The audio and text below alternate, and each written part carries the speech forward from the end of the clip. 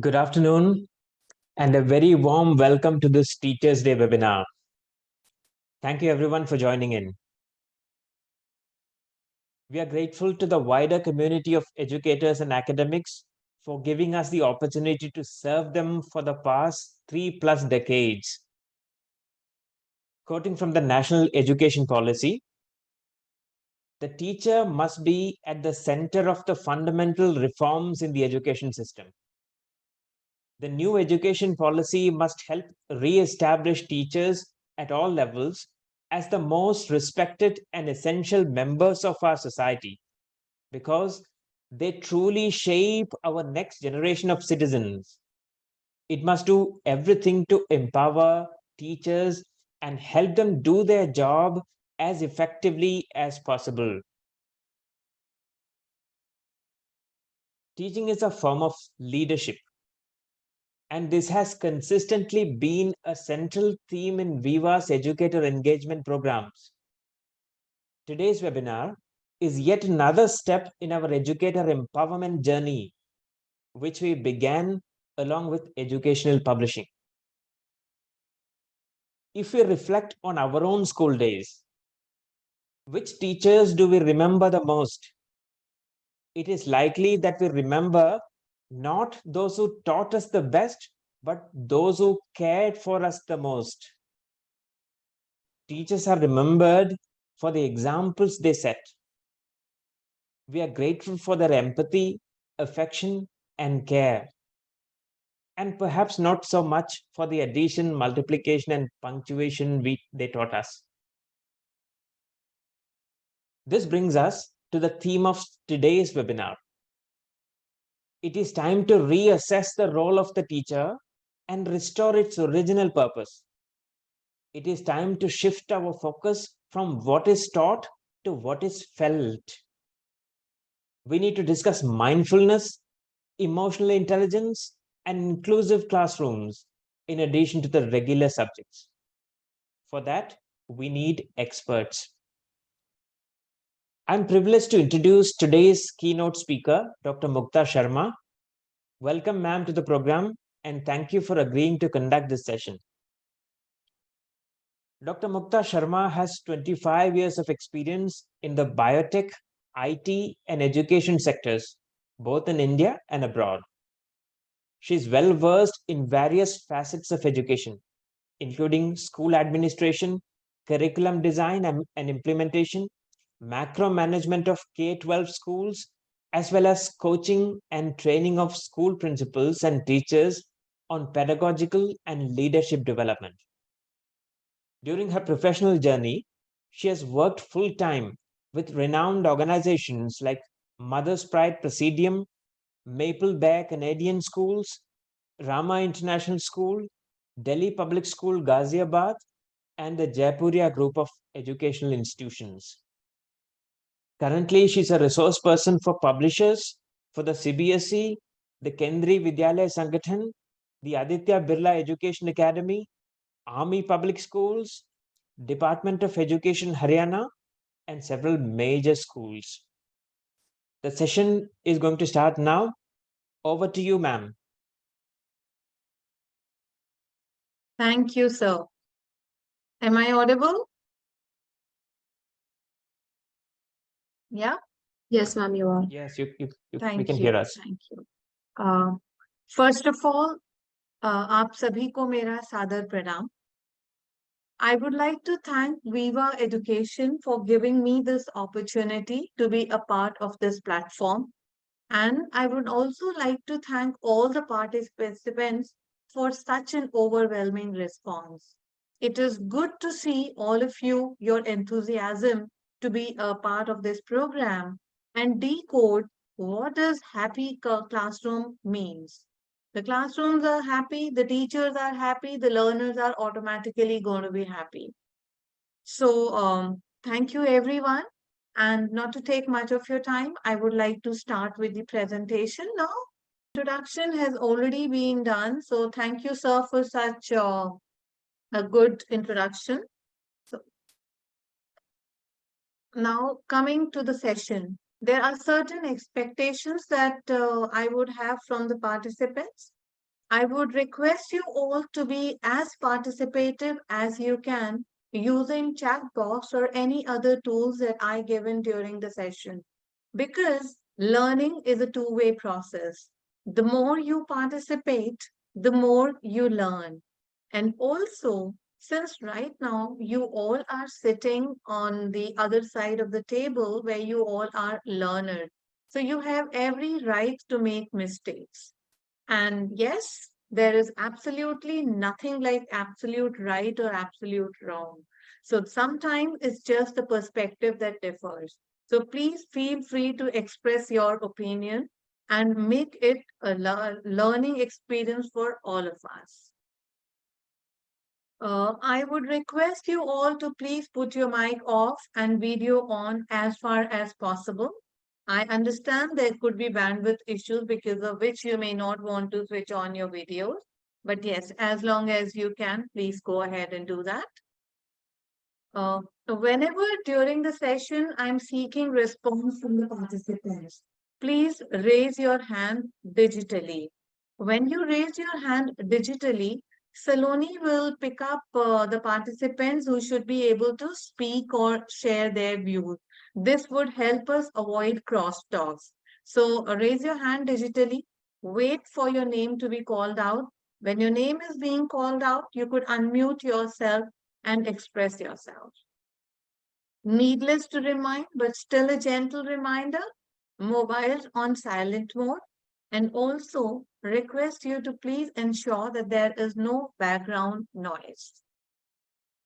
At the end of this session, uh, you would be able to identify pathway to happiness.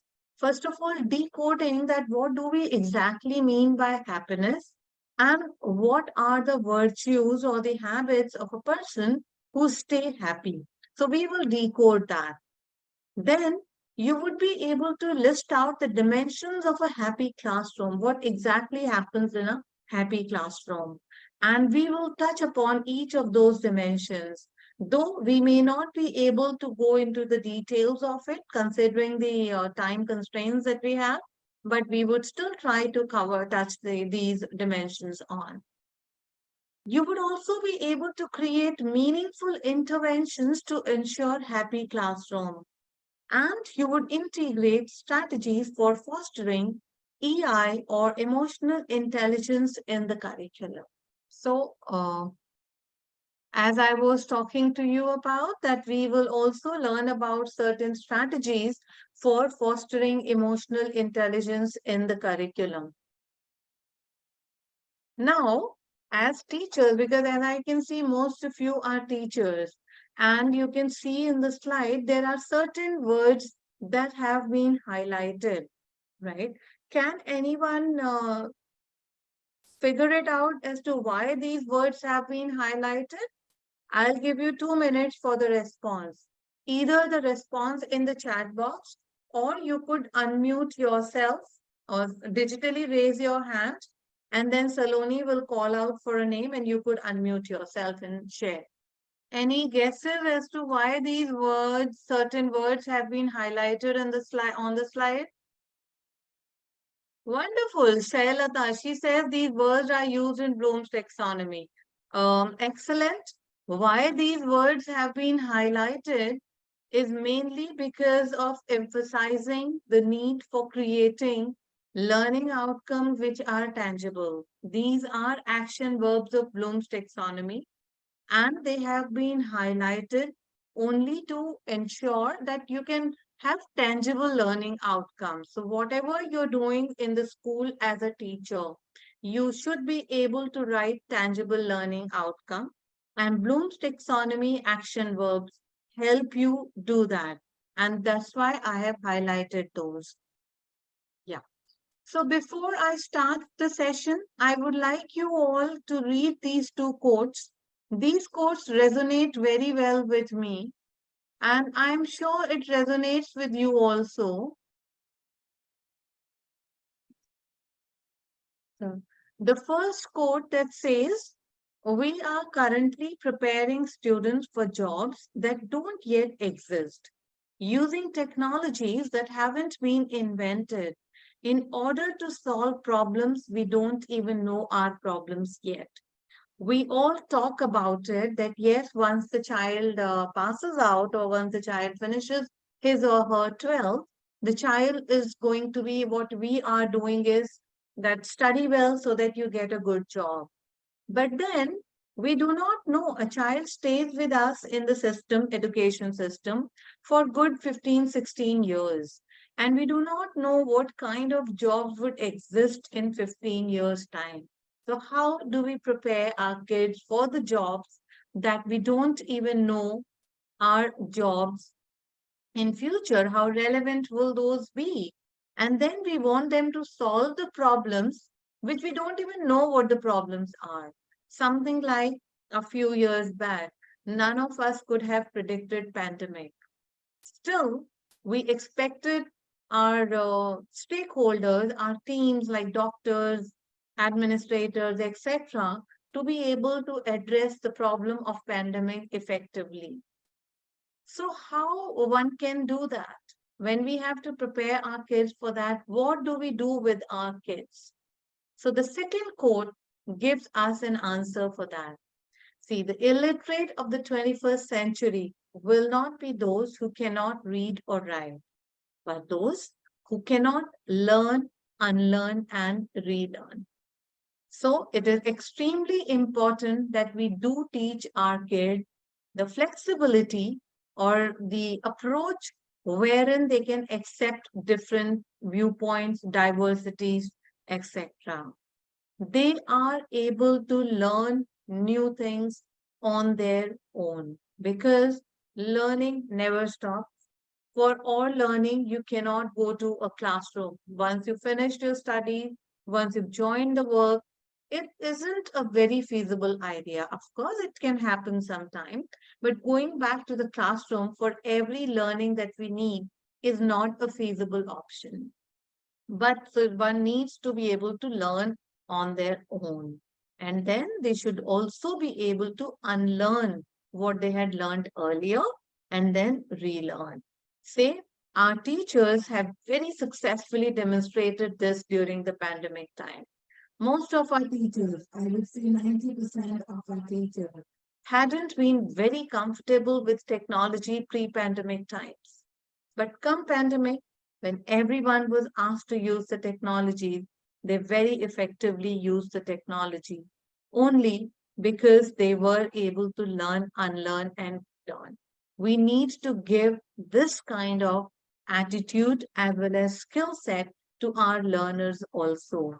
That is when we make them learn independently, when we provide them the opportunity to learn on their own, irrespective of what the curriculum says. Because when they're learning on their own, then the skill of learning on their own will stay with them. And in future, whatever is required, they would be able to learn. So I already discussed, you people have shared your definition of happiness. And if I try to consolidate what you all have been trying to say, so the research-based definition or research in the field of positive psychology and happiness often define a happy person as someone who experiences frequent positive emotions such as joy, interest, and pride, and infrequent negative emotions such as sadness, anxiety, and anger. The more you experience positive emotions, the more happy a person you are. Now, how do we ensure that people have positive emotions? So, happiness continuum, as we say, is when you're satisfied about the past, whatever has happened in the past, you cannot change the past. If you keep cribbing about it, you would definitely not be happy. Oh, I wish this had moved that way, then things would have been different. If this had happened, I would have achieved that. That makes no sense. So one should be able to look forward and be happy with whatever happened in the past. So happiness is all about satisfaction about the past. It is all about happiness in the present. How we are able to live in the present situation and feel happy about it. And then it is also about optimism about the future. When we are not unduly worried about the future and we can have optimistic approach towards our future, that is equally required for anyone to be happy. Now, understanding what happiness is, can you share in the chat box the attitude, feelings, habits, virtues, or possessions that can make anyone happy? Anything. What is it? What one of the one most important thing that you feel make people happy? It could be some kind of an attitude, it can be some kind of a virtue that the person has, it could be a habit, feelings, etc. What will drive happiness in people? 2 minutes for the responses.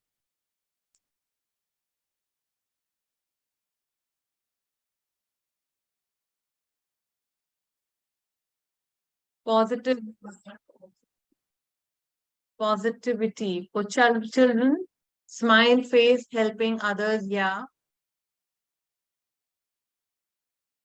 Appreciation, yes. Encouraging words, yeah. Self-contentment, close relationship, kind gesture, reinforcement,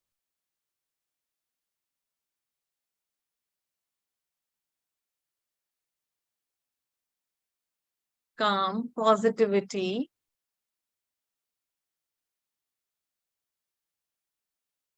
student understanding what we are teaching, yeah. Patience and love, yes.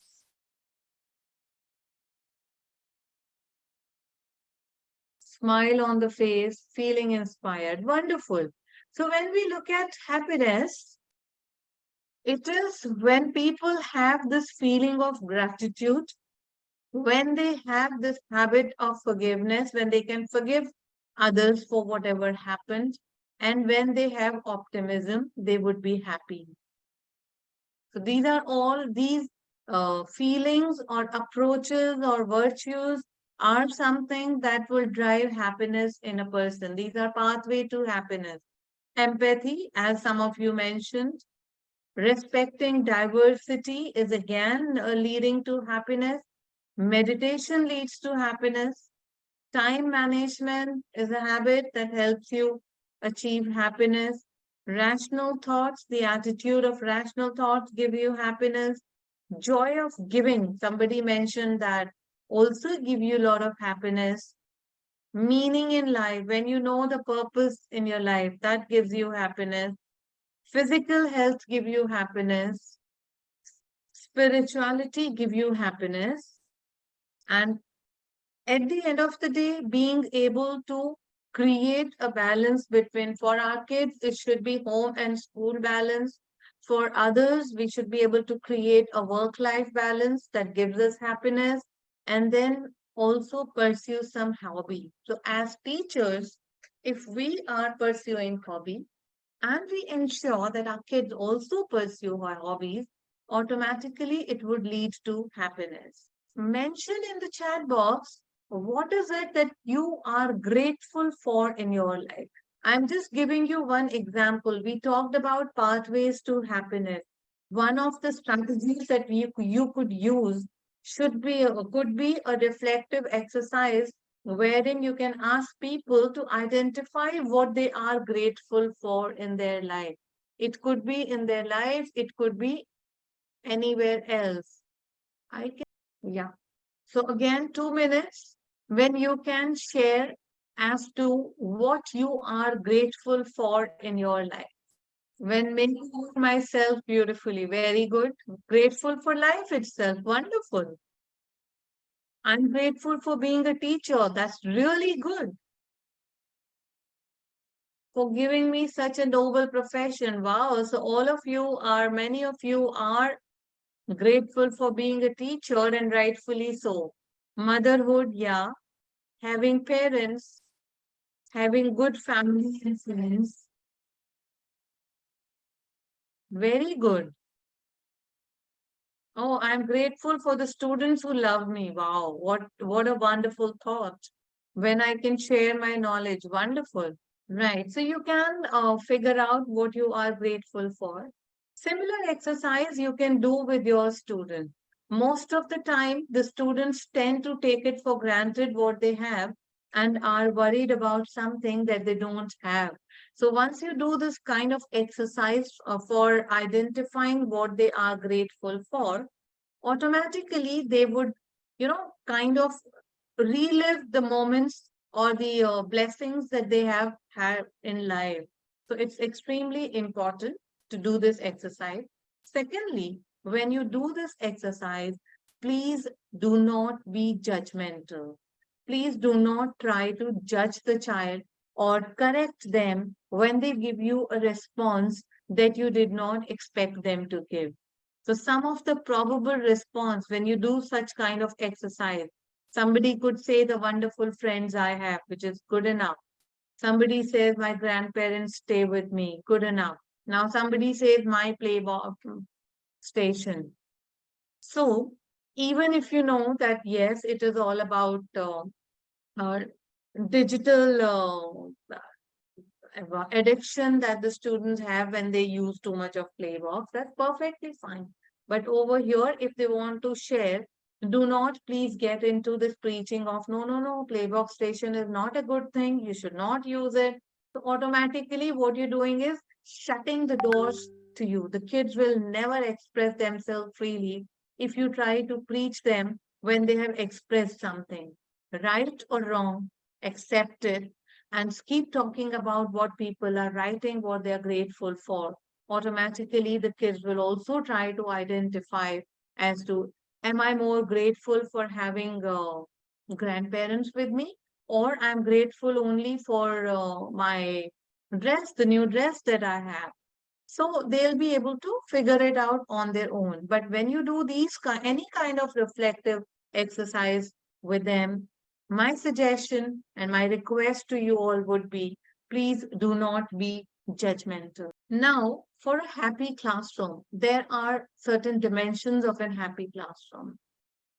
It is all about emotional intelligence and learner-centric approach of the teacher that creates a happy classroom.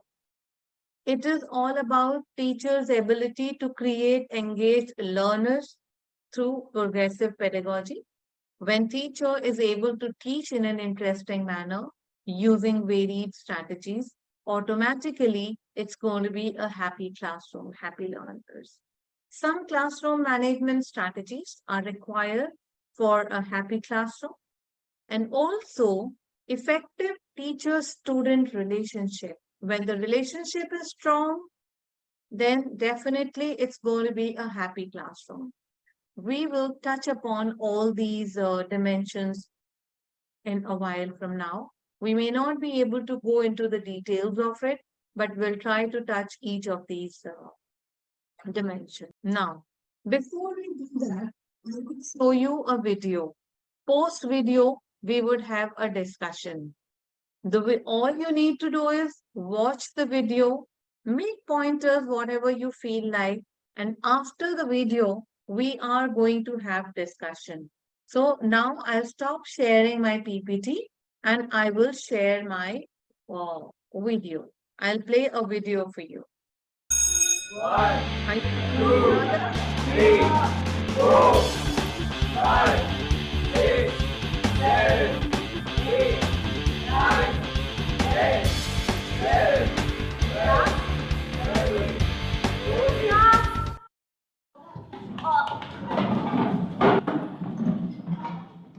Today is my first day and I will be taking all your science subjects, so let's start off on a good note. Not that note, thank you. So let's start with a nice round of introductions. My name is Sakshi and I love working with young people. Ma'am, my name is Anish. I was a topper last year. Ma'am, my IQ is 145 and I've got double promotion once.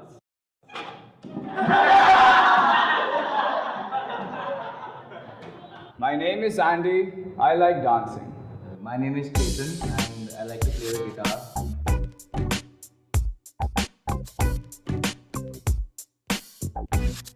Okay, everyone's done except the last roll number. Zara? Where is Zara? Zara is a zombie. Zara is a zombie. Zara is a zombie. Zara is a zombie. Zara is a zombie. Zara is a zombie. Zara is a Class, settle down. Gaurav, I'm gonna kill you.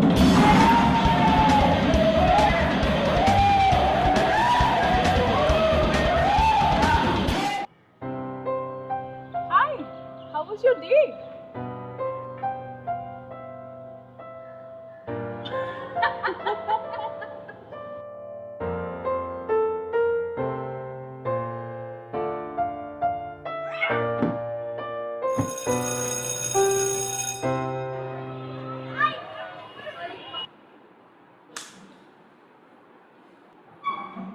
Good morning, class of rowdies. You do know that's the name the rest of the school has given you, right? This month, I will not lead the class.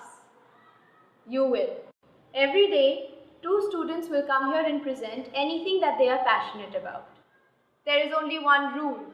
You must show respect. So who is courageous enough to accept the challenge? Ma'am, anything? Yes, anything. Our topic is everything you wanted to know about the birds and the bees. but afraid to ask.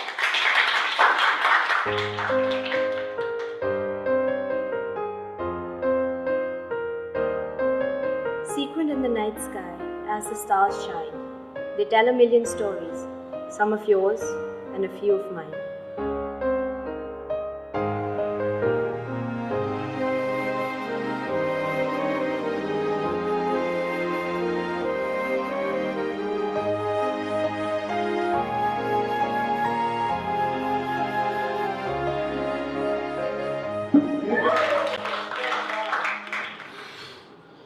Today, we both will be teaching you the secret of flight by building a rocket.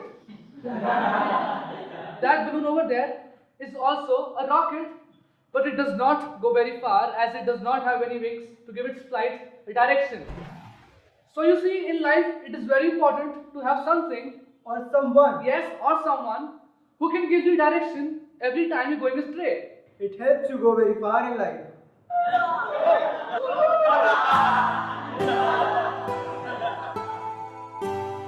Good morning, class. Today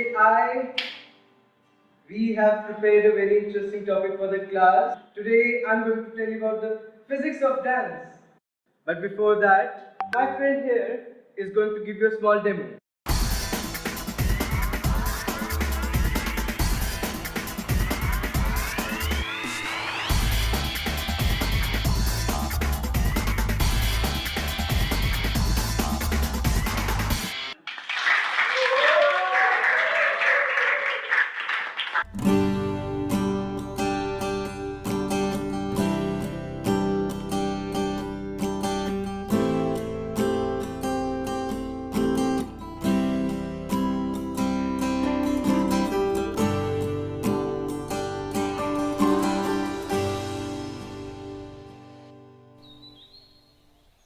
Can I ask you something? Your class of rowdies has really changed. How did you manage it? I haven't done anything. I just created a space where no one is judging them, where they can learn through their own interests. Hi class! Good morning, ma'am. So everyone's done with their session except Zara. Zara, come on. Zara! Zara!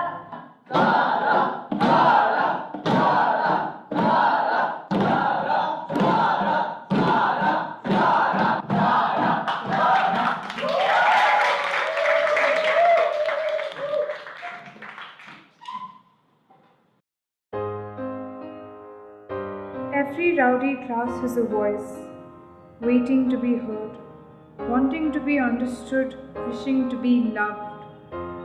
Thank you, ma'am, for listening to us. Thank you for not giving up on us. Thank you for finding the reason for our rowdiness, for giving a channel to our craziness.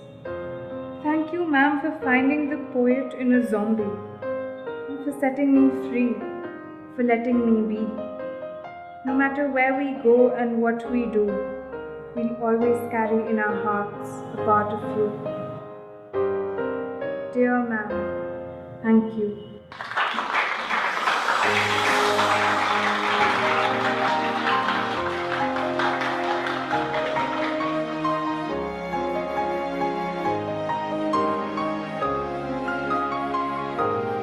Yes. So, again, share your opinion on what do you think the class was before the new teacher joined, and what could be the probable cause for the same. Please unmute yourself. Saloni, you can please look out for people who are raising their hand.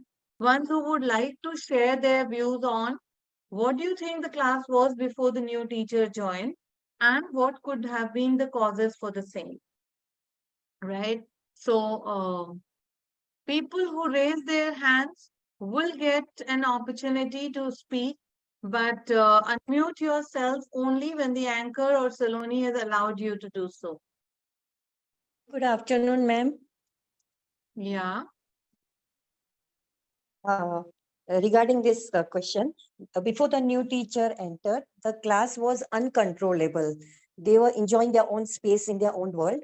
And later when the teacher gave them the chance to caliber their qualities, the hidden qualities and all, they got a chance and they got attention, you can say.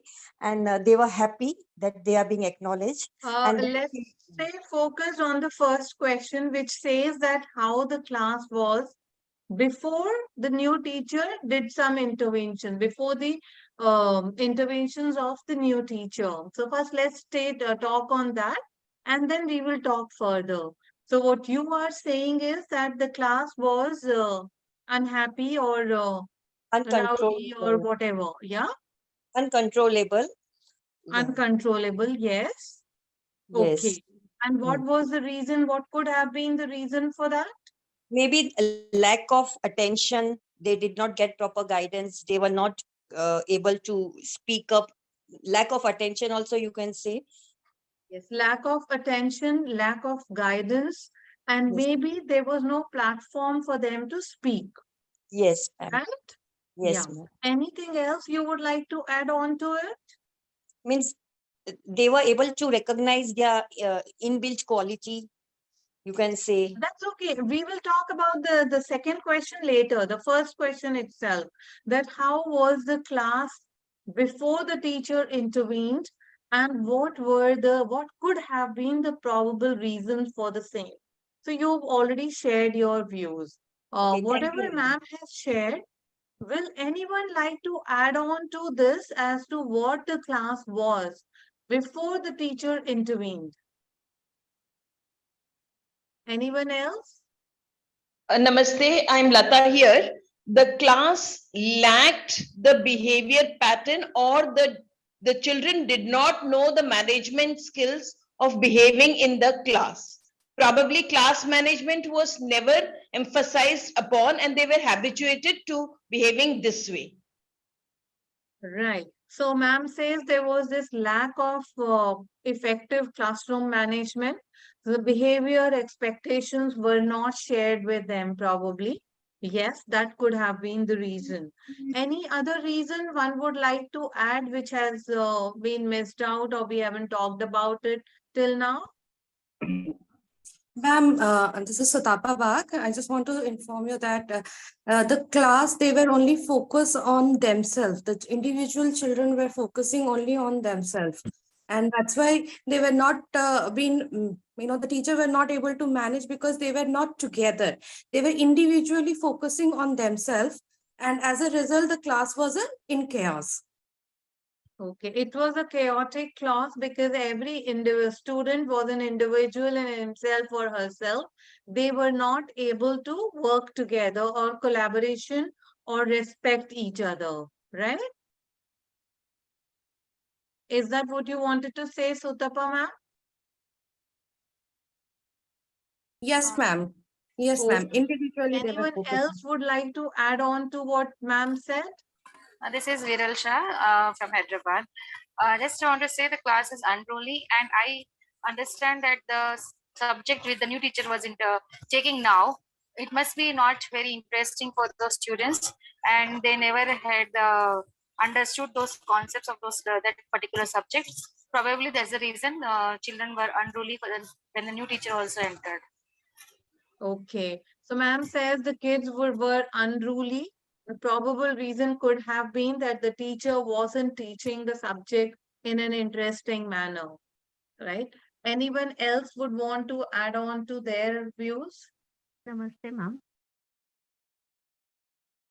Hello नमस्ते madam नमस्ते हाँ ma'am मुझे ये कहना है कि इन बच्चों को पहले के टीचर ने उन्हें निगेटिव लिया है क्योंकि वो ये बच्चे ऐसे शरारती है ये सुधर नहीं पाएंगे हमेशा ऐसे ही अगर किसी टीचर ने लिया तो इन बच्चों में वही ख्याल आते हैं और वही वो वैसे ही निगेटिव बिहेवियर करते हैं Wonderful. What ma'am has made is a very valid point. The kids were already labeled. They were labeled as rowdy, and nobody put attention to that. So obviously, they automatically lived up to the name or the label given to them. Yeah. Anyone else? Very valid point made, ma'am.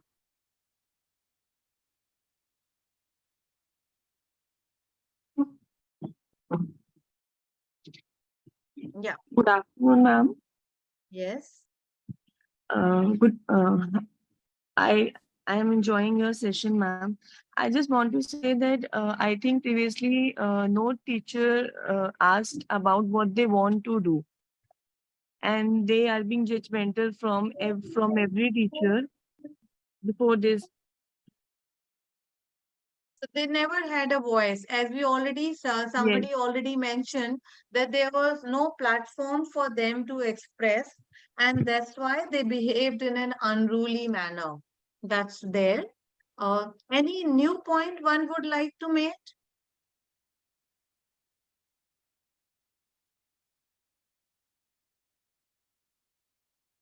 Hello, ma'am. Yes. They were not getting any appreciation as the students are already tagged as bad students.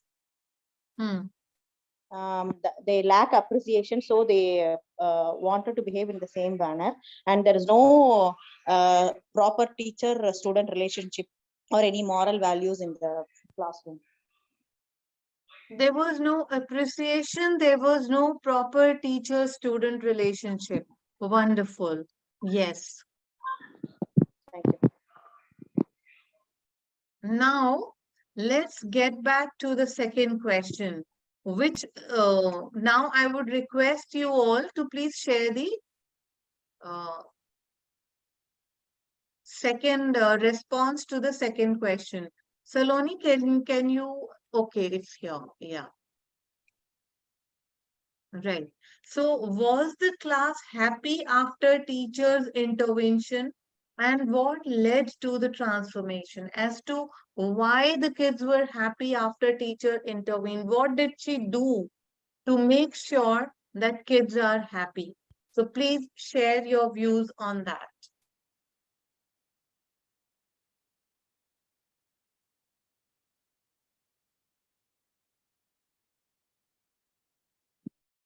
Hello ma'am प्रणाम या actually ma'am होता ये है कि हम जैसा किसी को देते हैं वैसा ही प्राप्त करते हैं तो यदि हम बच्चों से उनकी भावनाओं को समझते हुए बात करेंगे और उनके मन में क्या चल रहा है वो क्या चाह रहे हैं उसके अकॉर्डिंग उस लेवल पे आके समझाने का प्रयास करेंगे तो डेफिनेटली हम बच्चों के मन को जीत देंगे और बच्चे भी जो है हमसे बहुत अटैच्ड हो जाएंगे और हमारी हर बात को मानेंगे I think so.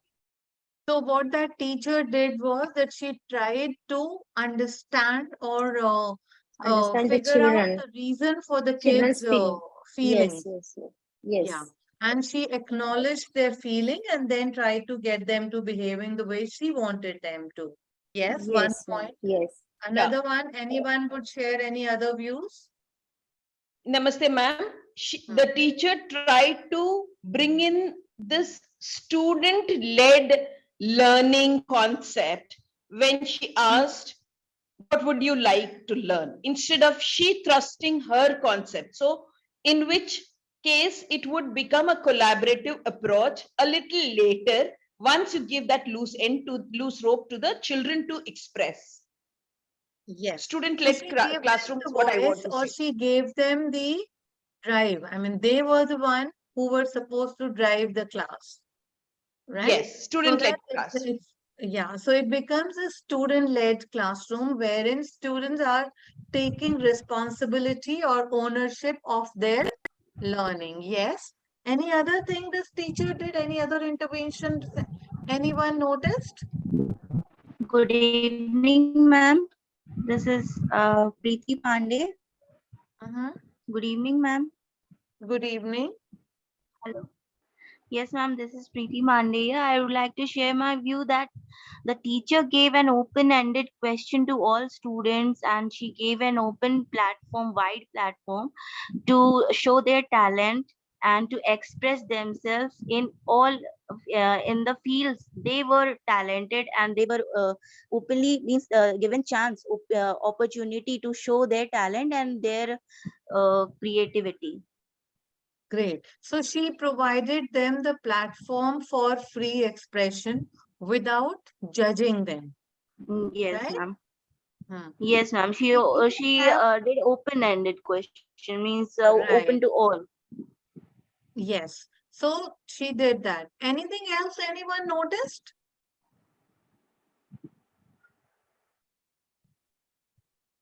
Hello, ma'am. Yeah. Teacher was not like a strict teacher. She was little friendly. So maybe the children were opened. They came to know their inbuilt qualities also. She was little friendly, lenient, gave them the liberty. She was lenient, but she allowed them to do anything and everything that they felt like. Not that way, but she She gave them was the friendly, opportunity. yes, Yeah. So but she children were wasn't taking nonsense from them. She was firm. no nonsense automatically stopped because she became friendly. No, Yes, so, she so was friendly with them yeah, for sure, yeah, which led to, and plus she also set certain expectations. But yes, once she set it in a non-judgmental manner, the kids were able to accept that. yeah. They wanted to prove their best. They wanted to Yes, show their inbuilt quality. They wanted to impress the teacher. So right. that way. Yeah. Thank you. Anyone else? There's one comment on Facebook which was very good. The class was like a balloon where force and energy were there without direction. Yes, very true. Yeah.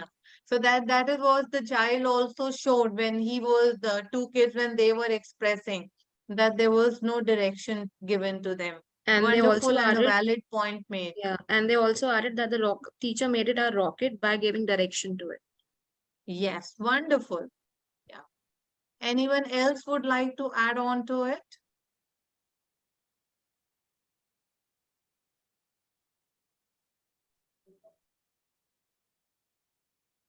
Okay, let's Hello. move further. So when we look at this entire classroom, can you identify all the elements of a happy classroom that we discussed earlier? Meaning emotional intelligence. Did at any point of time students showed emotional intelligence or the teacher demonstrated emotional intelligence?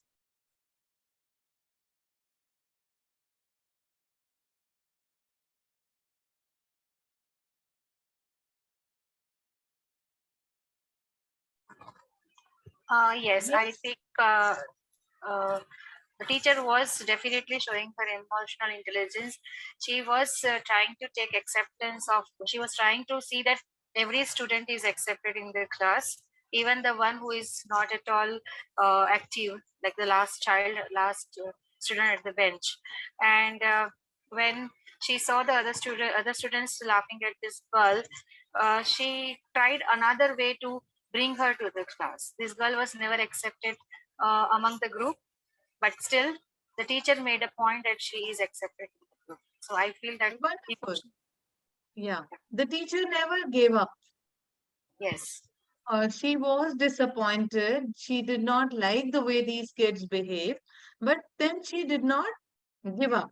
And she worked on it to find various other ways of handling the situation. So automatically there was emotional intelligence shown by the teacher. Yeah. And then the second element, what we talk of, which is the second dimension that we discussed. Could you see emotional intelligence being demonstrated by the teacher? We saw because she did not give up, firstly. When the kids disappointed her, she did not give up. She was there to fight for that, and she made sure that she wins over their heart. Right? So her focus was on being a good teacher who would understand her kids well and then look at what she could do. Right? So emotional intelligence was there. Teacher-student relationship, was she able to build on that? Right? So did you notice, did she work on teacher-student relationship? Could you notice that the teacher-student relationship improved? Hello, ma'am. Yeah. Good evening, ma'am. Yes. If some students are unresponsible, maybe a teacher cannot teach them yet, but teacher can love them, and if they can love them today, maybe a teacher can teach them in tomorrow, because emotional bonding maintained between the teacher and the students. Yes, emotional bonding is important, and she paid due attention to each and every child. Remember the girl Zara, who was shy, who wouldn't speak up? She specifically went and sat next to her. It was done intentionally. Had she spoken about it that, look, Zara, you should talk, you shouldn't be so quiet, obviously it wouldn't have helped, would it? That would only make the girl go conscious. Or when kids were making fun of her that Zara is a zombie, Zara is a zombie. So she did not point out to those kids, right? Had she done that, obviously the class would not have been able to trust the teacher and share their views. And even Zara do that, because then these kids get into this defiance mode that come what may, they wouldn't speak up if they don't want to. So she respected that. Strategically, she chose and sat next to Zara and tried to build a rapport with her before the girl got into it and she started speaking. She acknowledged her talent of creative writing. Instead of, judging or preaching that class में हो रहा है और आप ये अलग से लिख रहे हो, बाद में लिखना, पहले class में जो हो रहा है वो तो सुनो. She did nothing like that, right? Yes, ma'am. Right. So Good that up. is something that one must always do, that try to create bond and a non-judgmental environment. Was she able to engage all the learners? Yes, ma'am. Yes, Yes, she was, because she used this strategy that the class would be led by the student. When class is led by the students, automatically even other students would like to pay attention to what was happening in the class, right? Ma'am, I want to share one thing. Yes. As a teacher, I observed that some students, they are unwilling to come to school, okay? And it is a regular problem from their parents. But when I started job in my school and I taking my class, they are very much willing to attend my class. That's why their my presence in schools percentage 32, it is raised 95%. Due Very to good. they are willing to attend my class. It is a big gift from them. Yeah. So to make sure that the kids are able to attend the class, it is important that we are able to acknowledge their feelings. We are able to give them an atmosphere where they are not judged. So when they are Really? not judged, they would like to attend the class and then rest of the learning can follow. Did she use some classroom management strategies also? Yes, ma'am. Okay, what did she use? 100%. Okay, what did she do? First of all, eye contact with them. They feel I am just their peer group. I belong with them, just like Yeah. their friends. Yes. And first of all, when I enter the classroom, I go towards the last bench. Some of them, they are hide their face. They are not reflect their emotions, their feelings in proper way. Ma'am, let's stick to the instances of the videos because all of you are teachers, so I'm sure you all have a lot of rich experience as to how you manage your class, which Yes, we would Zara talk little in this bit part. introvert. Zara Yeah. little bit introvert, but she is a very intelligent and very much potential to express herself in proper way. Mm-hmm. But no one in cultivates her in proper way. That teacher, the particular teacher, she is a very experienced and she just like a CCTV camera and X-ray machine, especially in the student's mind. Right. So she tried to read the student's Yeah, mind by building yeah. teacher-student relationship, by bringing in the confidence of the child. Now, what I'm asking is, have you noticed any particular instance in the video wherein she also demonstrated exceptional classroom management skills? Hmm.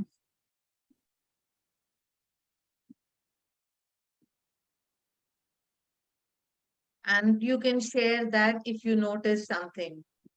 Mm.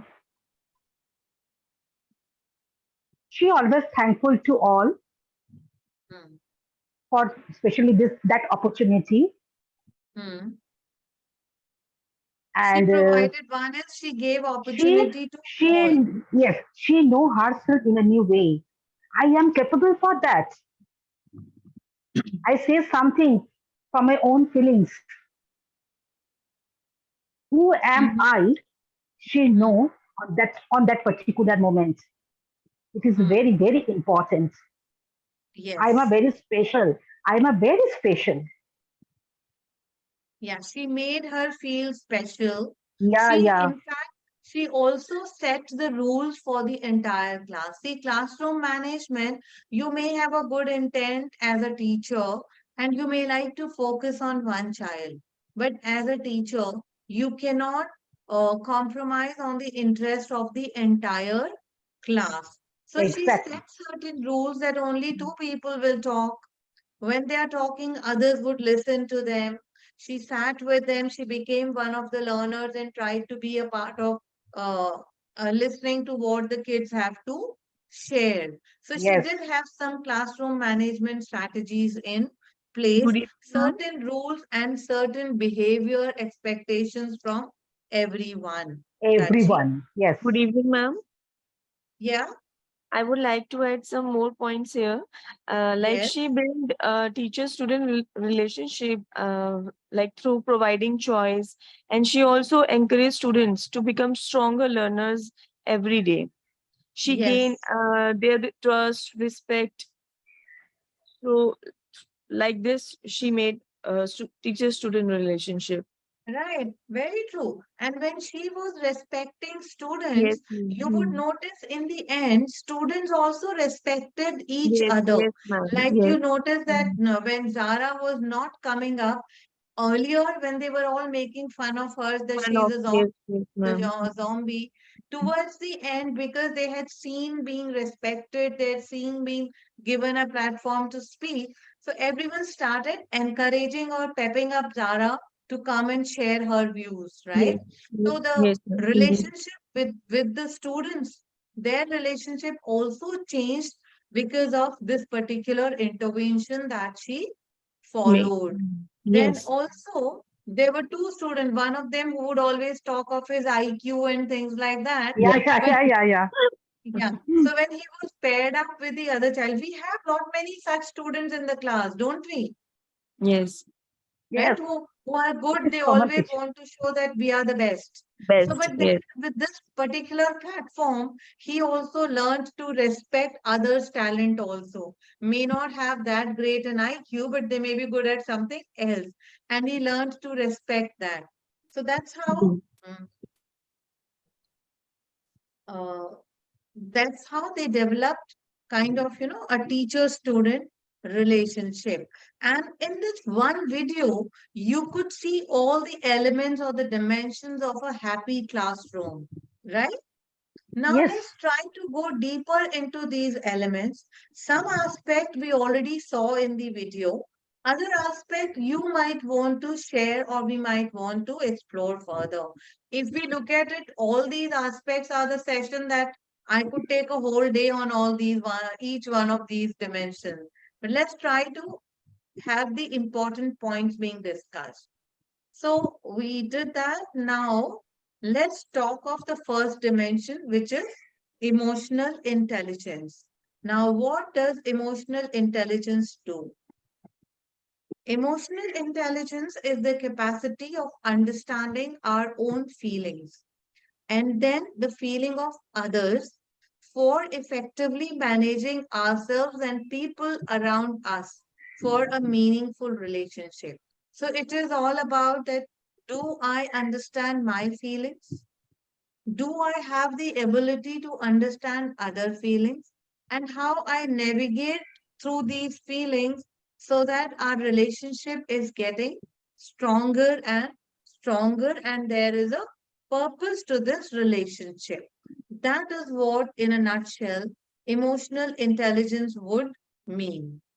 So, emotional intelligence has got four clusters. The first cluster is about self-awareness.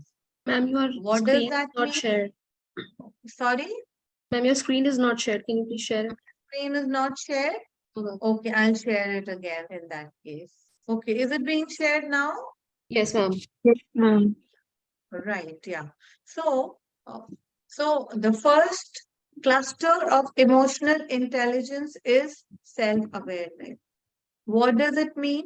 When I am able to understand my feeling, I am able to identify my strength and I'm also able to identify my limitations and how I can take care of that.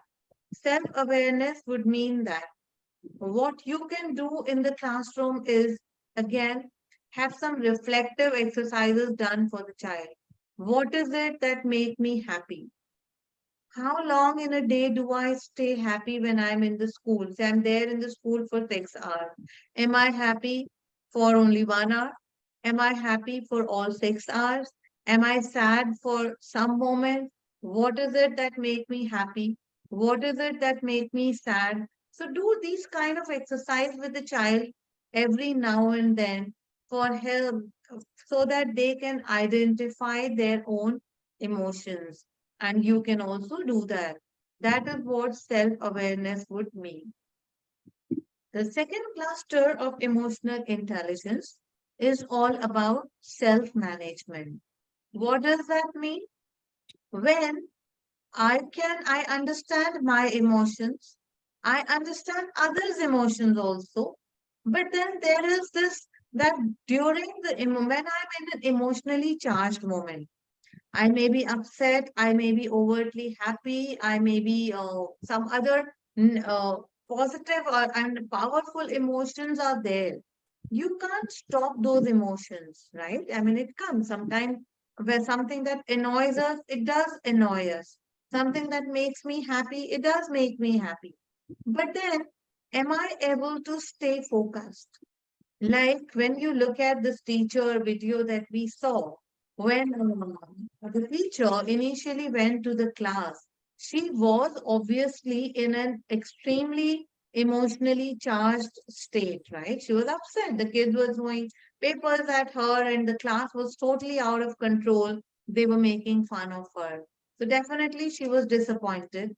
She did not know what to do. But then, was she focused? Yes. Probably that was the reason that when at home, she was still thinking about the classroom and she was trying to figure out as to how I can make sure that my class works as per me. And so she was focused. She was upset, but she was focused. So the ability to stay focused and think clearly, even when you experience powerful emotions, is what self-management would mean. So some of the behavior that one can show is being flexible. When I'm flexible, I definitely have better self-management. When I am proactive, when I can take initiative, when I'm committed to the work, and when I'm not impulsive. Normally, most of the time, if a teacher encounters this kind of class, how would the teacher respond? Probably scolding the kids, right? What is this? You can't behave like that. Don't you know how to behave in the classroom? I'm your teacher. Keep quiet. Otherwise, I'll take you to the principal's room. That would be the normal reaction that the teacher would have. As a result, you would never be able to connect with the student. But if you can control your impulse, that time when she was extremely upset in the class, she did not lose, she wasn't impulsive. She controlled it, and then finally she thought of a solution. Now, the third cluster of emotional intelligence that talks about social awareness. Now, what does that mean? It is the ability to recognize and appropriately respond to the emotions and feelings of others. This is what she did. She was able to recognize that these kids need attention. She was able to recognize that these kids do not have a platform to express themselves. And then she responded appropriately. She provided them the platform for expressing themselves. She gave them enough attention. As a result, she was able to garner their support. So, a person who's high on social awareness, they are usually empathetic and also they understand or perceive non-verbal approach. When kids were fighting, when kids were unruly, did they ever tell her that, ma'am, we are upset because nobody gives us the platform to express? No, they did not. But she perceived that this could have been the probable cause. And she started looking at the solution for that particular cause. And it worked. So they are perceptive to non-verbal signals also. And then they are empathic. The last cluster of emotional intelligence would mean somebody who has social skills or understanding relationships. So when a person is able to influence others to seek the desired response from them, right? This is what would mean high social skills. Like this teacher demonstrated, she was able to influence the kids by her behavior, by her interventions. She was able to influence or touch upon the heart of each and every child and then seek the desired response. She was looking at. She got that response. So they always lead by example and they encourage others in positive ways, validating them and creating trust within them. So she validated these kids. She had trust in these kids, and that's how she developed. So, what you should be doing as an emotionally intelligent person, can you cite an instance? Because for in a teacher-student relationship, most important thing is also about feedback. So wherein lot of emotional intelligence plays the role, right? So can you cite an instance wherein you have been given a feedback by anyone? It could be your parents, it could be your teachers, it could be your friends, it could be your student. But then you reacted adversely to it. You did not react in a manner that you should have done. So, and what were the consequences of your overreaction to the situation? When such a thing happened, what consequences were there?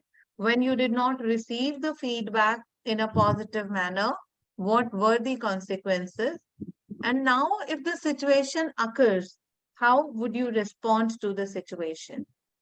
Please raise your hand, whosoever would like to cite an instance of giving feedback and when you were not able to receive the feedback effectively, and then how you would react in that situation now. Anyone would like to share their views? Namaste, ma'am.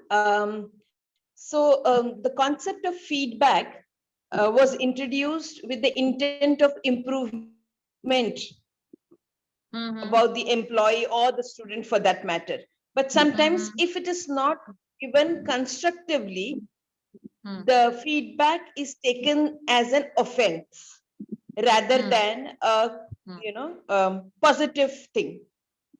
So keeping that in mind, when we give a feedback, it should be constructive in order to improve, so that it probably forms as a feed forward to work on.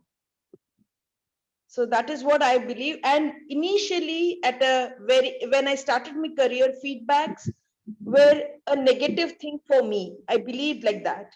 And over a period of time, I realized that it is just a constructive approach for improvement. And hence, I started looking forward to the feedback sessions. And also, I have explained this to my students, and they now look at feedbacks as constructive criticism, which enables them to improve and reach up to their desired potential. Wonderful. Anyone else would like to share anything? When we say constructive feedback, what do we exactly mean by constructive feedback? Anyone would like to share their views?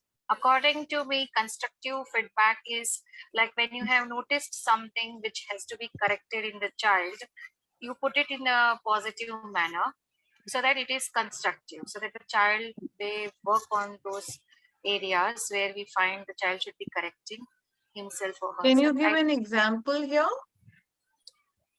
For example, when the student has poor handwriting, instead of saying the child has poor handwriting, we can just say the child can work on the, suppose, cursive writing. If I'm insisting on cursive writing, I may say that the student is good at certain curves, but he needs some more practice in cursive writing.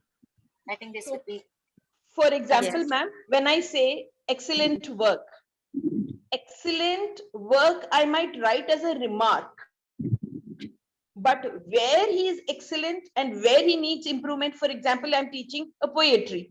I would say the interpretation is excellent, but probably he needs to work on the poetic devices that I use, interpretation of poetic devices. So you have to be specific, and that helps in being constructive. I just can't write good or excellent. Wonderful, wonderful. Your feedback needs to be objective.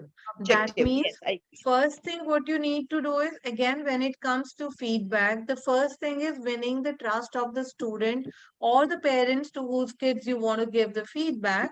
So start something always on a positive note. This is what we call sandwich feedback. So you start on a positive note wherein you identify certain positive attributes of the child and talk about it. Then you mention that, okay, but this is the area where the child needs to improve. And then you suggest the way forward for the improvement. That's how the sandwich feedback would mean. Oh, wow, this child was, really good at playing football match. The other day I saw his match. He made his team win and it was wonderful. He did a good job. However, you have suggested that you wanted to work on mathematics also because you want to take mathematics in grade 11. But then, if you want to do that, there are certain efforts that you have to put in, this particular portion is really weak. So you need to start practicing. What I will do is I will give you some practice sheet. What you need to do is please practice 10 sums every day. And as a parent, what you need to do is give child the environment so that the child can practice 10 sums every day. So you have suggested way forward or the actionable items for everyone. and then you are doing it. So this is what Yes, constructive ma'am. or the sandwich feedback would mean. Yes? Hello. Yeah. Ma'am, I'm teaching in ISPS International Public School, and there is a two type of level in Hindi subject. So level 1 and level 2. So level 1 who knows Hindi, and level 2 who don't know Hindi because they are foreigner. So from the beginning in March, I started for an alphabet, and now some students they are came in level 1. So this is a constructive approach. They are learning Hindi words and meanings, and they are playing drama also in Hindi. Okay, that's good. So this you talked about the strategy Yes, for ma'am. making sure that the kids learn. Now, can I share my screen again, Saloni, to wind up the session? Sure, ma'am. I guess we just left with 5 minutes, so I'll just close it. So we talked about emotional intelligence, other domains of how you can foster emotional intelligence in the classroom should be done during the circle time. Morning time is an extremely important time wherein most of the teachers make mistake by talking to the kids. Like we have circle time in the morning, especially for pre-primary or foundational stage classes. Circle time, what we are expected to do is give platform to the child where the child can express themselves. Put up a question for which every child would have an answer. Something like, what makes you happy today? So every child will have something or the other to add. Some kids will be confused. They wouldn't know what to say. So the teacher says, well, I'm happy today because I have got such and such item in the tiffin and I love that. Now, the chances are most of the kids will just copy what the teacher is saying. Don't judge, don't correct, let it happen. Gradually, they would pick up, and you would reach a point wherein when you are saying, okay, let's figure out, everyone is talking about why am I happy today? The child says, but ma'am, I'm not happy today because my father has gone on a tour and I'm missing him a lot. You're done with it. You've done your job. The child is able to think about his own feeling. And that's what you need to do in circle time. Not about, oh, yesterday we learned about A. We learned about the words that starts with from letter A. So A for apple, A for ant, etc. No, that's not the purpose of circle time. We learned about recognition of letter to number 2. Okay, do you read? This is number 2. Who cannot read? Who can read? But that's not the purpose of circle time. Invest in the emotional connect with the child during morning meetings or circle time. Reflective journal writing should always be done in the class. Transferring responsibility or ownership of learning, the way that teacher did, is extremely important for fostering emotional intelligence. Encouraging creativity is required. Then it's only the creative people. They are highly emotionally intelligent. And then fostering empathy. So this is all you need to do in the classroom while you're teaching your own subject. Then you're definitely done with, you will have kids with high emotional intelligence. So we already did that. Now, like as I mentioned, that there is a Padlet link provided over here, right? In that link, Saloni, have you shared that link with them? I'll share it now, ma'am. Yeah. So you could do that. What I want you to do is click on that link and then you share a situation which always provokes you to respond or react in a negative manner. Like sometimes you react strongly to it. You lose your patience, you get confrontational, or you lack self-discipline when some situation happens. Do mention about that along with your name, your mobile number, your school, class, and subject that you are teaching. You can also mention there what is a better and more effective way to respond, or what would be the positive consequences of responding in this new way. Can you do that? Are you able to click on the Padlet link? Ma'am, a lot of people have responded on Padlet link. Sorry, they have already responded on Padlet? Yes, yes, they have. Great. So all in the end, I would like to say we've been able to touch upon the emotional intelligence dimensions. Other we were not able to, considering the time constraints that we had. But in the end, all I would like you to say is never forget the power of one person to make a difference in the life of a child. Believe it.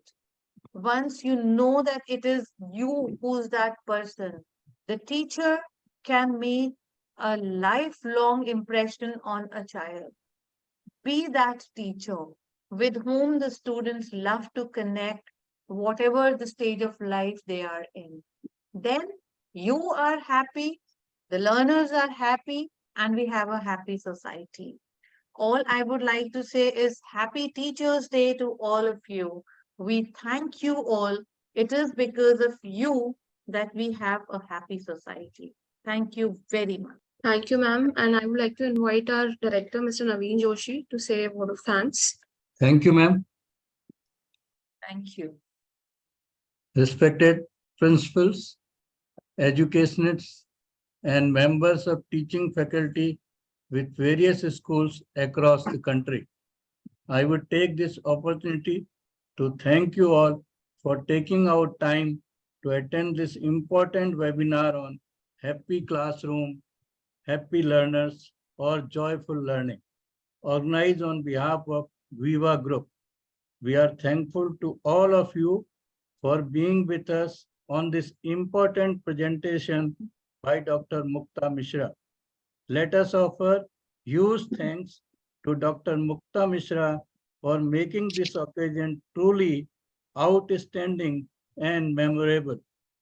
National Education Policy and NCFs also given this topic, joyful learning, a great emphasis and weightage. At Viva, we are doing webinars time to time as per new topics of National Education Policy and NCFs through famous educationists and policymakers.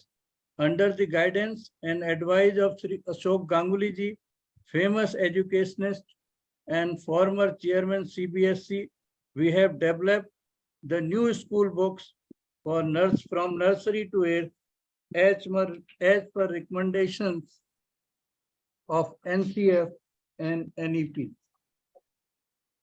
Our authors and editors tried their level best to give best content aligned to NEP and NCFs. Our humble request to school principals, coordinators, and teachers, please have a look on our books whenever our sales executives will visit your school and deliver the sample copies in near future. You people are the best judge to assess the content of our books. At last, special thanks to Sri Vinodji, our Managing Director. His views is to give full support to schools by organizing webinars time to time on latest topics related to school education. And in this continuation, we would like to announce an informative webinar by Sri Ashok Ganguly ji. We will be sharing the details very soon on our Facebook page. So don't forget to like the page to get the updates. Thanks to Ms. Saloni for organizing this important webinar smoothly. Thanks to Ms. Dimple also for a support to Ms. Saloni. At last, great thanks to Dr. Mukta Sharma. Thank you. Thank you.